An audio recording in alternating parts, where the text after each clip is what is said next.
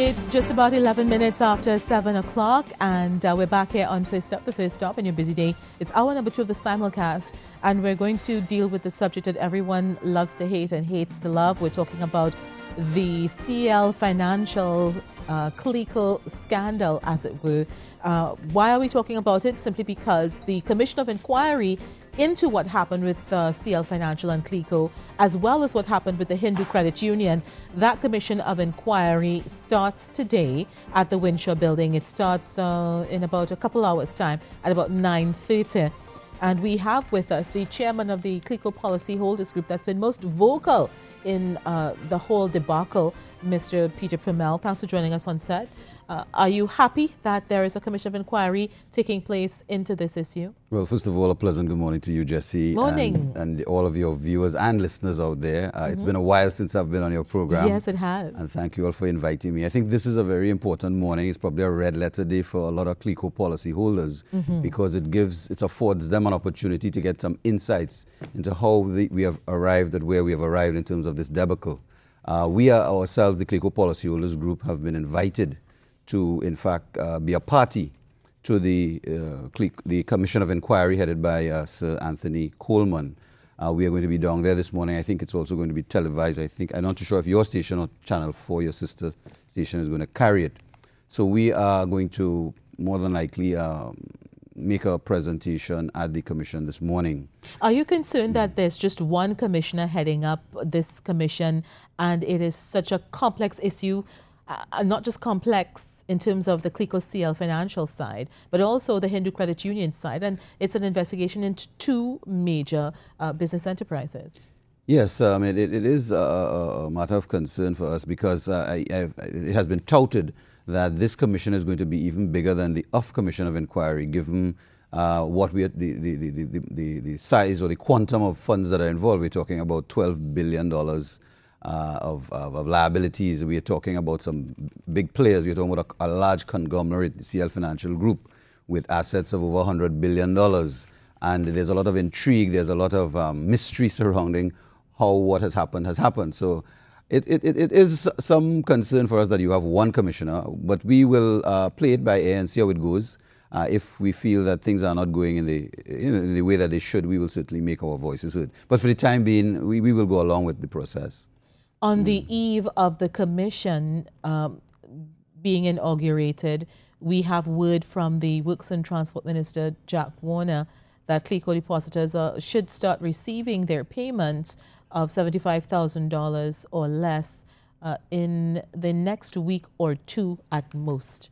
Quote from Mr. Warner. Certainly, we welcome this news from Uncle Jack. I think this is the kind of news that we have been asking for, wanting to hear for some time. We have been consistent in our position that, look, the policyholders with $75,000 and under should have been paid before Christmas last year. There was absolutely no reason why it has taken this long for these payments to be processed because, as I have said, one, there's no question of any legal action being taken by the under 75 because they're going to get back 100% of their money.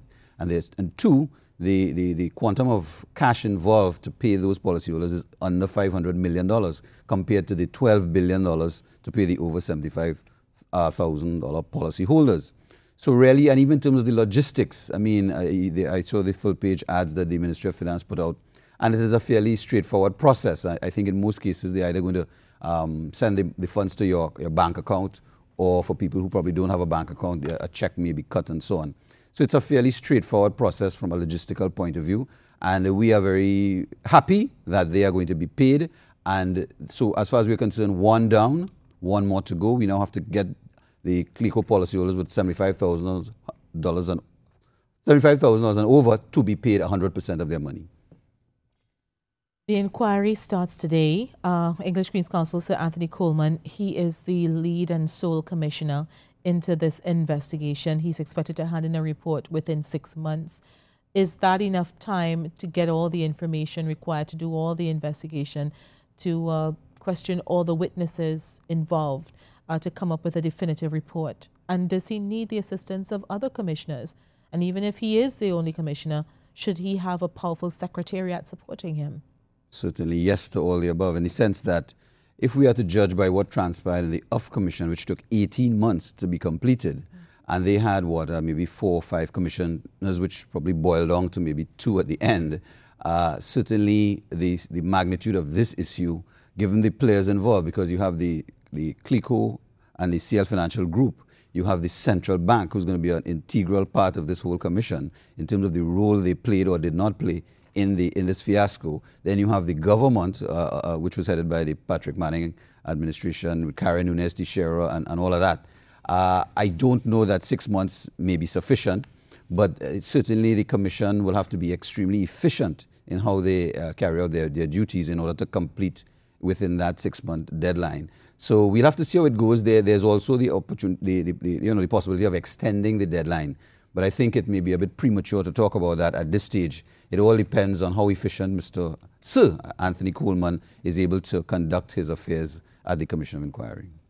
Just looking at the Express opinion page this morning, and they say, this is a quote from the opinion page, more than 2 years since the bailout arranged by the Patrick Manning administration and the central bank, uncertainty prevails. Still to be made clear what really happened, what commitments were made, to whom, and what resources were committed to satisfy the many and diverse claims contested over the dead bodies of once large and vibrant financial institutions.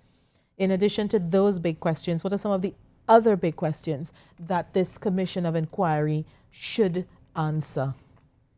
Well, certainly we would want to know who knew what and when in the lead up to the crash of Clico.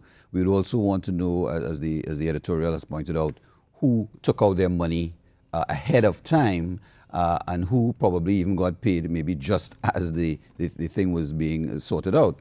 So those are some key questions. So you're hinting at the fact that some people need to be hauled before the courts for insider trading, inappropriate use of information to which they were privy?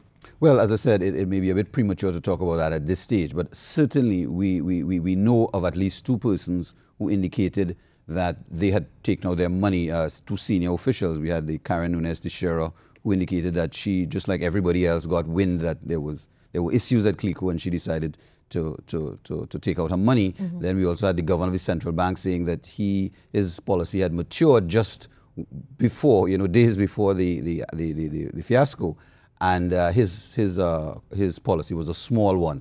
I don't think he has ever disclosed what was the size of his policy.